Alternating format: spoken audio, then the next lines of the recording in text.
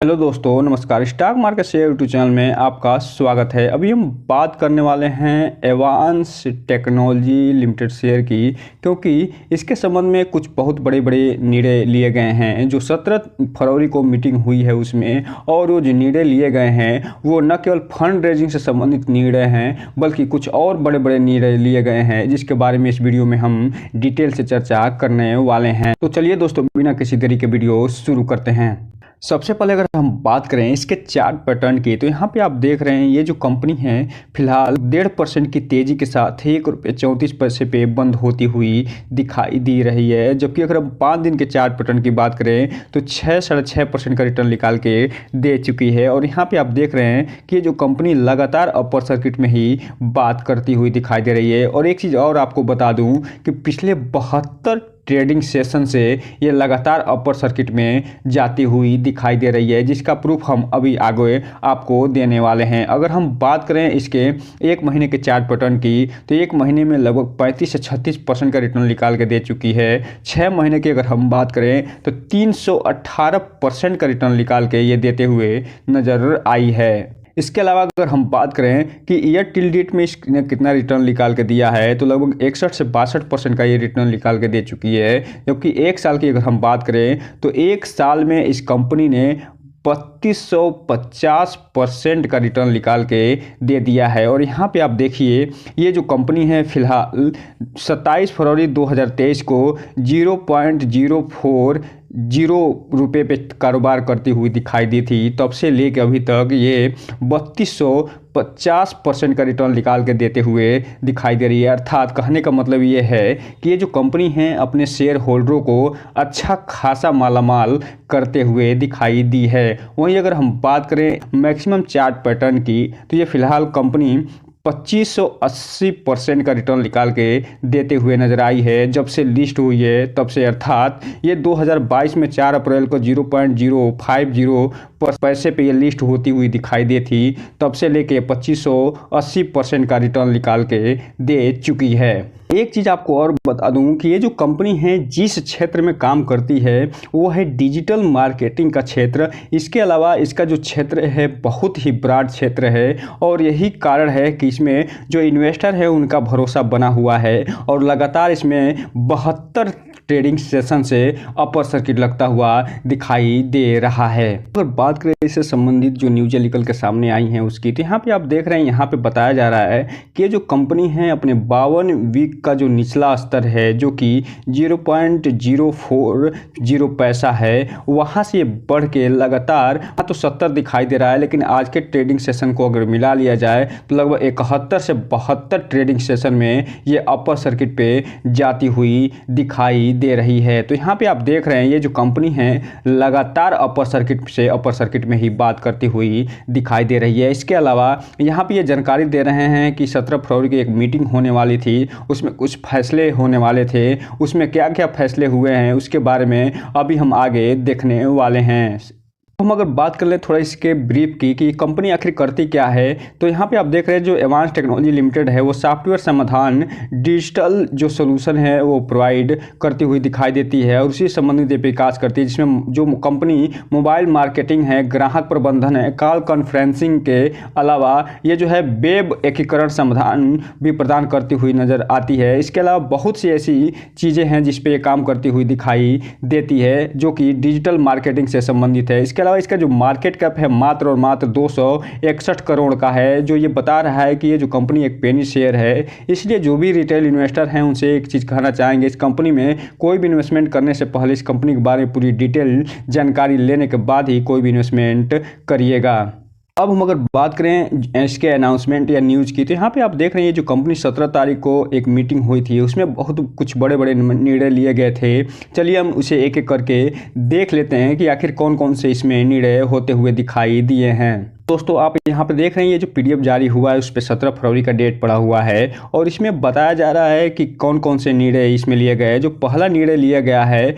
वो ये कि ये जो कंपनी है जो अपना ऑथराइज शेयर कैपिटल है उसको 200 करोड़ से बढ़ा के 300 करोड़ करने वाली है और इसके संदर्भ में शेयर होल्डर्स हैं उनका अप्रूवल लिया जाना बाकी है। कंपनी ने इस पे अपनी मीटिंग कर ली है और मुहर लगा दी है, लेकिन जो शेयर होल्डर हैं उनका अभी अप्रूवल लेना बाकी है। इसके अलावा जो प्रेफरेंशियल बेस पे ये जो कंपनी है लगभग 57 करोड़ जो शेयर है वो नॉन प्रमोटर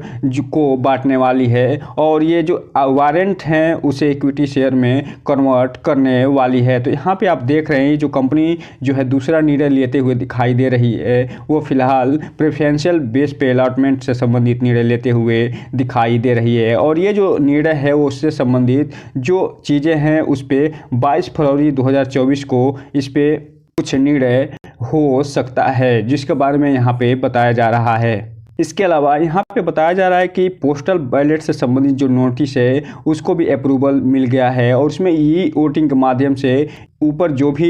चीज़ें पे निर्णय लेना है, चाहे वो प्रेफरेंशियल इशू से संबंधित चीज़ हो या फिर जो नॉन प्रमोटर को जारी होने वाला है 57 करोड़ शेयर, उससे संबंधित उस पर जो निर्णय होने वो पोस्टल बैलेट के माध्यम से होता हुआ दिखाई देने वाला है। इसके अलावा जो ई वोटिंग से संबंधित जो कट ऑफ डेट था वो फिलहाल फ्राइडे 16 फरवरी 2024 रखी गई थी, जो कि फिलहाल बीतता हुआ दिखाई दे रहा है। और ये जो प्रेफरेंशियल बेस पे जो 57 करोड़ जो शेयर ये जारी करने वाले हैं, ये किसे जारी करने वाले हैं इसके बारे में यहाँ पूरा डिटेल से नाम दिया जा रहा है और इसमें जो नाम शामिल है उसकी अगर हम बात करें तो यहाँ पे आप देख रहे हैं जो क्राफ्ट जियो इमर्जिंग मार्केट है, इमर्जिंग ग्लोबल फंड PCCA, जी डायनेमिक है, क्राफ्ट इमर्जिंग है, जो सेलेसा है, सुनाया है, क्वामिया है, इसके अलावा जो गीतांजलि है, राजमिश है। यहाँ पे आप देखते चले जाइए 23 ऐसे लोग हैं जिनको ये जारी करते हुए नजर आएंगे और ये सारे के सारे यहाँ पे आप देख सकते हैं कि नॉन प्रमोटर कैटेगरी में ये दिखाई दे रहे हैं। इसके अलावा कुछ और लोग हैं जिन्हें ये नॉन प्रोमोटर कैटेगरी में हैं और उन्हें भी ये शेयर जारी होता हुआ दिखाई देगा। अर्थात कुल मिला कर लगभग 29 से कंपनियां और लोग हैं जिन्हें ये नॉन प्रोमोटर की कैटेगरी में आते हैं, उन्हें ये 57 करोड़ शेयर जो है प्रेफरेंशियल बेस पे जारी होता हुआ दिखाई देगा ₹1 पे। तो यहाँ पे आप देख रहे हैं ये जो कंपनी है पारदर्शी रूप से काम करते हुए दिखाई दे रही है।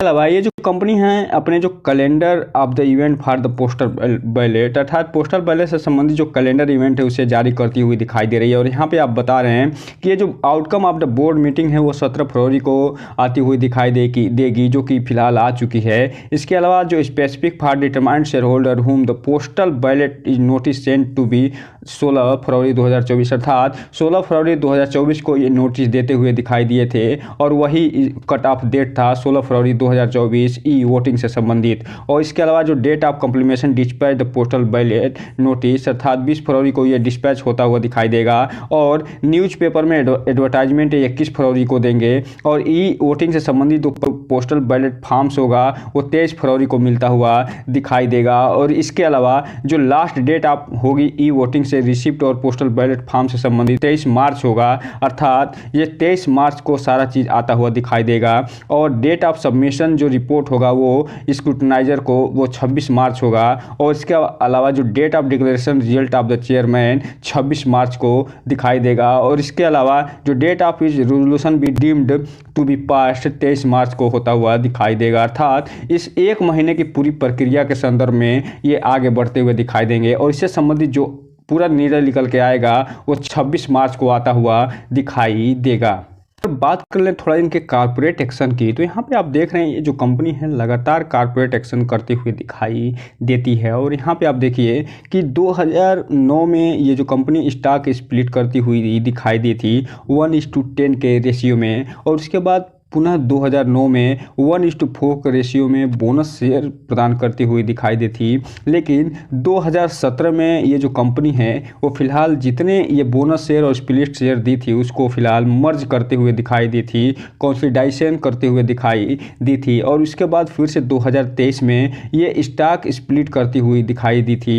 और जो फेस वैल्यू था वो 10 से 5 करते हुए देखने को मिली थी। वहीं अगर हम बात करें अगले कारपोरेट एक्शन की तो ये फिलहाल 10/11/2023 को ये फिर से स्टॉक स्प्लिट करती हुई दिखाई दी थी और इसका जो प्राइस था जो फेस वैल्यू था 5 का वो फिलहाल 1 होता हुआ दिखाई दिया था, अर्थात 1:5 के रेशियो में शेयर बढ़ते हुए दिखाई दिए थे शेयर होल्डरों को। अब हम अगर बात कर लें आज के ट्रेडिंग सेशन हुआ है उसमें डिलीवरी पोजीशन कितनी उठाई गई है उसकी, तो इसमें जो टोटल क्वांटिटी ट्रेड हुई है वो 65,47,000 शेयरों की टोटल ट्रेडिंग होती हुई दिखाई दे रही है और पूरा का पूरा ये डिलीवरी उठता हुआ दिखाई दे रहा है, जो ये बता रहा है कि ये जो कंपनी जो 70 से 71 दिन ट्रेडिंग सेशन से लगातार जो अपर सर्किट लगाती जा रही है उसके बावजूद भी इस पे इन्वेस्टरों का भरोसा भी कायम है और अच्छे वैल्यूएशन के साथ ये न केवल ट्रेडिंग कर रहे हैं बल्कि पूरा का पूरा डिलीवरी के रूप में भी उठाते हुए नजर आ रहे हैं। यहीं पे अगर हम बात करने इसके शेयर होल्डिंग पैटर्न की, तो ये जो कंपनी है इसमें